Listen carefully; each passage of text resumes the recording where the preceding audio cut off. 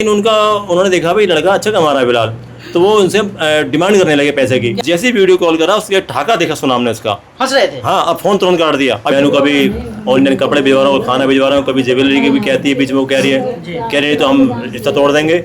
अरे तुमने रिश्ता करा क्यों फिर? लेकिन मामा जी मेरा फोन जाता था, कम से कम एक बार मुझे ये तो बताते उसको ब्रेक करके भाई हाँ ठीक है मैं अभी थोड़ी देर कॉल करता हूँ। कह रहा 15-20 कॉल करता हूँ तो फोन नहीं उठाती है, वो फोन भी जाता है। देश में पिछले कुछ दिनों से हनीमून पे हत्या करने का मामला हो या फिर मंगेतर को गहरी खाई में धक्का देना हो या फिर अपने पति को सर्पदंश के द्वारा मौत के घाट उतरवाना हो, तमाम तरह के ऐसे मामले आ रहे जहां पे रिश्ते तार तार हो रहे हैं और पति पत्नी जैसे मजबूत संबंध पे भी सवाल उठने लगे। लेकिन हालिया मामला दिल्ली के जगतपुरी के परवाना रोड के पास का है, जहां एक 29 वर्षीय कैब चालक धर्मेंद्र अपने मंगेतर के से परेशान होकर आत्महत्या कर लेता है। इस वक्त हम धर्मेंद्र के घर पे हैं, उनके माता पिता बहन वगैरह सभी यहाँ पे मौजूद है। उनसे हम बात करेंगे और जानना चाहेंगे कि सच्चाई क्या है। धर्मेंद्र की बहन हमारे साथ मौजूद है, इनसे बात करते हैं। क्या नाम है आपका? मेरा नाम डोली है जी। डोली, क्या घटना हो गई आप बताइए। बस भैया हमें तो सुबह 4 बजे कॉल की थी भाई ने, तुम्हारा भाई नहीं रहा दुनिया में। उसके बाद तो बस सारी ज़िंदगी से हमारी ख़त्म ही हो चुकी है। भाई नहीं है, कुछ भी नहीं है। अब घर आके देख रहे हैं तो हमारा कुछ भी नहीं मिल रहा हमें भी। तो क्या हुआ, भाई परेशान था कभी? भाई ऐसा परेशान भी नहीं था, हमसे ही बात करता था, लड़की के बारे में बताता था, उससे जिससे बात होती थी मैं भी बात करती थी। बड़ी वाली दीदी बात नहीं करती थी कि हाँ वो ऐसा था वैसा था, लेकिन वही है जो उसने बताया, कुछ भी नहीं रहा हमारा भी। क्यों मैं उसका मामा हूँ, मैं शादरे रहता हूँ। उसको मानसिक रूप से टॉर्चर किया जा रहा था काफ़ी दिन से, क्योंकि वो मेरे पास आता था। मैंने उसे पीछे पूछा था भाई तू इतना खुश था जब सगाई हुई थी तेरी, अब तो क्या हो रहा है, कैसा होता जा रहा है? वो पहले कुछ नहीं बोला, लेकिन मैंने जब ज़्यादा ही दबाव दिया तो फिर उसने बताना शुरू करा कि वो मामा जी वहाँ से है ना बाबा डिमांड आ रही है। मैंने डिमांड वहाँ से आ रही है तो मैं उल्टा सुन रहा हूँ। कह रहा वो लड़की वाले तो वो तंग कर रहे हैं, उसकी माँ तंग कर रही है, और वो जो लड़की शायद माँ के प्रेशर मार कर है वो भी तंग कर रही है। कभी डिमांड कर रही है, कभी किस चीज़ की कभी किस चीज़ की। मैंने कभी ऑनलाइन कपड़े भिजवा रहा हूँ, खाना भिजवा रहा हूँ, कभी ज्वेलरी की भी कहती है, बीच में वो कह रही है तो हम रिश्ता तोड़ देंगे। अरे तुमने रिश्ता करा क्यों फिर? ये लव मैरिज हो रही थी उनकी? आप लोग लव मैरिज नहीं हो रही थी, अरेंज मैरिज। अरेंज मैरिज हो रही? हाँ अरेंज मैरिज हो रही थी। तो उन्होंने कहा भाई तुम इतना टॉर्चर क्यों कर रहे हैं? मैंने टॉर्चर क्यों कर रहे हैं? मैं चलते घर उसके एक बार बात करते हैं उनसे हम। मैंने कहा भाई तुम ऐसा क्यों कर रहे हो? या तो तुम करते नहीं ना। मैंने कहा अगर तुम्हें लड़की का कहीं और चक्कर है तो मुझे बता दो। भाई दोनों परिवार अपने खुश रहे, अलग अलग तो हट जाए भी सही, अभी सगाई हुई खाली। लेकिन उन्होंने कहा नहीं जी नहीं, सब ठीक है। लेकिन उन्होंने देखा भाई लड़का अच्छा कमा रहा है फिलहाल, तो वो उनसे डिमांड करने लगे पैसे की। क्या क्या डिमांड करते थे? डिमांड जैसे कि कुछ कभी कोई कपड़े की, कभी फ़ोन की। अभी वो बीच में 2-4 दिन बाद फ़ोन देने वाला था वो। अच्छा। हाँ तो और भी कह रही भाई, मेरे ख्याल में सुनने में आया चैन वैन की भी कह रही थी कि मेरे को मेरे जन्मदिन से पहले एक सोने की चैन दे दो। अच्छा। तो ये भी उनकी बात हुई थी। ये कि वहाँ मेरे सुनने में आया था कि उनके पास घर भी गया था वो बीच में, मतलब मिला भी था कहीं से। तो उनके वहीं तो उन्होंने कहा चैन की डिमांड रखी थी, तो उसको परेशान बहुत ज़्यादा करा हुआ था। लेकिन आमतौर पे ऐसे केस आते हैं कि दहेज के लिए महिलाओं को मार दिया जाता है, उल्टा हो रहा था। लेकिन यहाँ पे उल्टा कैसे हो गया? और अरेंज मैरिज में भी यहाँ उल्टा हो रहा था। यहाँ उसको मानसूबा टॉर्चर, लड़का इतना सीधा था, वो कभी ऐसी चीज़ों में रहा नहीं है। वो शुरू से बचपन से मेहनत करता आया है। वो वैन चला रहा था, एक कैब जो स्कूल में कैब होती है वो उनमें चला रहा था, अपनी गाड़ी थी उसकी। और सुबह से मेहनत करता था, अपने घर आता शाम को आता था। और कभी उसमें कोई ऐप नहीं था, बीड़ी सिगरेट तम्बाकू शराब कोई ऐप था नहीं इसके अंदर ज़रा सा भी। आपकी बात कब हुई थी धर्मेंद्र से लास्ट टाइम? मेरी लास्ट में अभी 10-12 दिन पहले बात हुई थी। अच्छा, मिले थे आप? हाँ क्या बात? क्या बात? ये बात हुई थी। मैं तो बोल रहा भाई तू इतना परेशान है, मैंने चलो उनसे बात करते हैं, लड़के वाले के घर चलते हैं, उनसे बात करते हैं। तो उन्होंने लगा, कह रहा मानसी वो, मैंने कहा भाई तू ज़्यादा ही परेशान है भी लग रहा मुझे। कह रहा नहीं मुझे तो लगता नहीं मैं ज़्यादा समय तक रह पाऊँगा। मैंने पागल हो रहा है क्या, ऐसी बात ना करा करते हैं। कह रहा नहीं वहाँ से बहुत टॉर्चर हो रहा हूँ मैं, यानी बहुत ज़्यादा टॉर्चर किया जा रहा था उसको मानसिक रूप से। उसके बाद दबाव बनाया जा रहा था, और वो दबाव किस रूप का बनाया जा रहा था, कैसा बनाया जा रहा था, जब तक उसकी रिकॉर्डिंग सामने नहीं आती इसके फ़ोन की तब तक जो सत्य सामने नहीं आ पाएगा। लेकिन मुझे लगता है कि उसको उनकी माँ ने और उनको बहुत प्रताड़ित किया गया था, क्योंकि जब उनसे फांसी लगाई है तो उनको फ़ोन किया गया था, तो उसने कहा नहीं नहीं मैं नहीं मानती, तो पहले एक बार वीडियो कॉल करके दिखाओ। वहाँ रो राट मच रहा है, वो वीडियो कॉल मांग रही है, चलो हमने दिखा दी वीडियो कॉल करके। जैसे ही वीडियो कॉल करा उसके ठाका देखा सुना हमने उसका। हंस रहे थे? हाँ, अब फ़ोन तुरंत काट दिया। अब वीडियो रिकॉर्डिंग तो आजकल सोशल मीडिया इतना तेज है कि वो सारी रिकॉर्डिंग निकाल सकता है उसकी। जी। बड़ी शर्म की बात थी। फिर यहाँ सुबह के टाइम मॉर्निंग में आती है तो यहाँ भी 2 मिनट रुक के हंस के गई है। हंस के गई, सबने गाली बकी उसको फिर। घर से हंस के गए थे? हाँ, यहाँ से गए, जो होना था हो गया। क्यों हो रहा है? जब आपने- मम्मी पता नहीं मुझे क्या होता राजा, वो यही बोलता था, कुछ नहीं बोलता, मम्मी पता नहीं मुझे क्या हो रहा है। बहुत खुश रहने की कोशिश करता हूँ। मम्मी मतलब को बेटा पता के कर- स्वभाव में जब बदलाव आया तो आपने पूछा नहीं? पूछा, कह तो रही हूँ, जी। मैंने कहती थी बेटा तू ऐसा चुप चुप मत रहा कर, खा पी के मस्त रहा कर, जी। तेरी शादी होने वाली है तो अच्छा हो जा, अच्छे से तो अच्छे से हो जाते है, खा पी के मस्त रहेगा, खुशी चीज़ की गम मत ले, खुशी आ रही है, मुझे खुशी है बेटा, तू किस चीज़ की कमी मत समझ, मैं सब चीज़ करूँगी, कोई चीज़ की कमी नहीं छोड़ूंगी, फिक्र मत कर तू।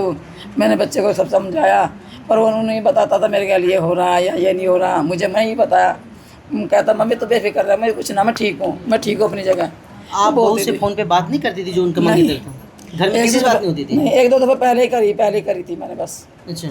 एक दो दफ़ा इसकी माँ से बात करी थी पहले जब लड़के ने कही थी मम्मी इसकी मम्मी का से फ़ोन कर ले, बात कर ले। जब मैंने एक दो दफ़ा करी तो जब उसकी माँ अच्छे से बोली, मैं कहने लगी, फिर मैंने ये भी बोला बच्ची से मुझसे बात कर रही हूँ तो उससे ही बात होती थी, वो भी बस ये बोल कर मम्मी नमस्ते ठीक हो, खाना खा ले उनके यहाँ, बस इतनी बात करके वो छोड़ देती थी, और कोई बात नहीं? और कोई बात नहीं करती थी, बस उससे आगे कोई बात नहीं होती वो थी। मन की बात मेरे से करा करता था अच्छा ज़्यादातर। जी। वो अच्छा, ज़्यादा आपके करीब था? हाँ, वो मेरे बहुत करीब था, ज़्यादातर मेरे से मन की बातें करा करता था।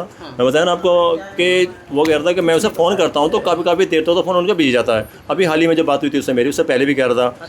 मैंने यार हो सकता है वो अपने फैमिली में कहीं इंतजारी में फ़ोन करती हो, कह रहा लेकिन मामा जी मेरा फ़ोन जाता था, कम से कम एक बार मुझे ये तो बताते उसको ब्रेक करके भाई हाँ ठीक है मैं अभी थोड़ी देर कॉल करता हूँ। कह रहा 15-20 कॉल करता हूँ तो फ़ोन नहीं उठाती है, वो फ़ोन भी जाता। तो ऐसा क्या कारण है कि वो कि उसका आने यानी हस्बैंड उनका होने वाला, हस्बैंड उनका पति होने वाला, वो उसका कॉल नहीं उठा रही है, कहीं 1 घंटा बिजी है, कंटिन्यू बिजी है, बैल जा रही है, कम से कम जवाब तो दे भाई अभी मैं कहीं बिजी हूँ या आप कहीं से बात कर रही हूँ, अभी तो आपसे बात करती हूँ, लेकिन कोई रिस्पांस नहीं मिलता था। तो इसका कारण मुझे लगता है कहीं ना कहीं पीछे उनका कहानी चल रही थी लड़की की, मतलब कहीं और लव अफेयर था? हाँ कहीं और फिर तो 100% कि मैं कह रहा हूँ 1001% ये सत्य है। क्योंकि ये भी तो पूछने की कोशिश करा होगा ना आप लोगों ने, कोई महिलाएं पूछ लेती कि आजकल जिस तरह से घटनाएं हो रही है, आप देख रहे हनीमून पे हत्याएं की जा रही है और शादी के बाद मार दिया जाता है हस्बैंड को, तो आजकल तो लोग फूक के कदम रखते हैं। तो आप लोग इससे जानने की कोशिश नहीं करा किसी महिला के द्वारा, बहन के द्वारा, भाभी के द्वारा? नहीं, वहाँ पर हमारा कोई परिचित नहीं है कि हम किसी वहाँ पूछ सकें भाई हमारा कि इनका व्यवहार कैसा है या किस तरह के आदमी है, हमारा कोई वहाँ परिचित था नहीं। अब जैसे कि पहले ज़माने में होता था कि भाई पहले समय में थोड़ा समय पहले कि भाई किसी ने लड़की बता दी, आपस में उसने देख कर शादी कर दी। अब वो तो लड़का सीधा था, नहीं तो आजकल कहाँ ऐसा होता है, लड़का सीधा था वो तो आज के तो लड़के लव मैरिज करते हैं अगर कमा रहे हैं तो। लेकिन उसने एक वो बात नहीं रखी, कह दी जहाँ आप करोगे वहाँ मुझे मंजूर है। मतलब आपके दोस्त जैसा था? दोस्त जैसा था वो, सारी बात मेरे से करता था। उसने मैंने शेयर अभी 15-1 दिन पहले करीब मेरी बात हुई थी उससे, तो वो कह रहा जब वो बहुत टेंशन में था, कह रहा मुझे मैं 1 घंटे तो फ़ोन करता हूँ, फ़ोन बिजी रहता रात को 1-2 बजे तक भी। मैंने ये तो आपको जवाब नहीं देती, कह रही नहीं जवाब नहीं देती मेरे को, मेरा फ़ोन पिक नहीं करती है। फिर मैंने कहा भाई मुझे लग रहा कोई ना कोई कहानी है पीछे। नहीं ऐसा नहीं होता है, क्योंकि नहीं तो जब नए रिश्ता कहीं होता है तो लड़की उत्साहित होती है, लड़का उत्साहित होता है बात करने के लिए, लेकिन ऐसा नहीं हो रहा है। तो यानी कहीं ना कहीं कहानी है, तो हम उसके घर चलते हैं, एक उनसे बात करते हैं एक बार उनसे। जी, तो गए थे घर? नहीं, हम घर जा नहीं पाए उनके, तो हम इस चक्कर में थे शायद अभी चलो अब हम पहले टेंट वेंट कर लें, सारे ये सब का काम कर लिया मैंने, बीच बात कर लेंगे। लेकिन वो जब तक ये कहानी हुई ये हादसा हो गया। अब कल परसों भी उसने जब ये हादसा हुआ है तो लगभग 1:30-2 बजे तक उसने फ़ोन करा है, 87 कॉल करी हैं और उसका भी जा रहा था फ़ोन लड़की का। ऐसा क्या कारण था कि उसने एक कॉल तक नहीं उठाई? कम से कम ये कहनी थी चलो मैं अपनी झूठी बोल देती मौसी से या मम्मी से या अपने किसी रिश्तेदारी से बात कर रही हूँ मैं, रात को 2 बजे तक क्या बात कर रही हो तुम ऐसे? तो यानी कोई ना कोई कहानी है कि पीछे उनका चक्कर चल रहा है 101% भाई साहब। तो पुलिस में आप लोगों ने शिकायत करा है? हाँ शिकायत करा, हमने FIR दर्ज कराई है जगतपुर थाने के अंदर। उनके खिलाफ? हाँ जी। अभी क्या डिमांड कर रहे हैं? हमारी डिमांड ये है कि हमारा जो बेटे का फ़ोन है भांजे का, उसको उसकी चेकिंग की जाए, और जो लड़की का फ़ोन है उसकी फ़ोन की भी सारी चेकिंग की जाए, रिकॉर्डिंग सारी चेक की जाए कि उनका कहाँ क्या बात हो रही थी, और हमें पूरा हमें इंसाफ दिया जाए, क्योंकि ये गलत हो रहा है। आइंदा हमारे घर में हुआ है तो रिश्ता उस लड़की का कहीं और भी होगा, ये ऐसा है नहीं घर में रहेंगी, तो ऐसा हादसा उनके घर में ना हो, दूसरे परिवार में ना हो, वो भी कोई आत्महत्या करने के लिए तैयार ना बैठा हो इनके चक्कर में। तो ये इसलिए हमें इंसाफ चाहिए, और दूसरों को भी इंसाफ मिलेगा। फिर अगर हमें इंसाफ मिलता है तो दूसरे परिवार को भी इंसाफ मिलेगा जहाँ उस लड़की का रिश्ता जुड़ने वाला होगा। है धर्मेंद्र की बहन है, आप देख सकते हैं बिल्कुल बेसुध है। क्या नाम है आपका? मेरा नाम नीरज। तो आपकी धर्मेंद्र से कब बात हुई थी लास्ट टाइम? मेरी उसी रात को बात हुई थी, लेकिन मैंने शाम 6 बजे से 7 बजे तक जो बात की थी तो वो बातें सिर्फ ये घर परिवार की थी, भाई तू ठीक है? उसने मेरे से पूछा, हाँ बहन ठीक है। घर में ऐसी बातें नॉर्मल होती है, बहन भाई की बात एक बार शुरू हो जाती है। जो भाई बहन का रिश्ता काफ़ी क्लोज होता है, दोस्त जैसा होता है, बहुत कुछ शेयर कर देता है लोग। तो आपके भाई कभी नहीं कुछ कहता था? काश मुझे कुछ बता पा।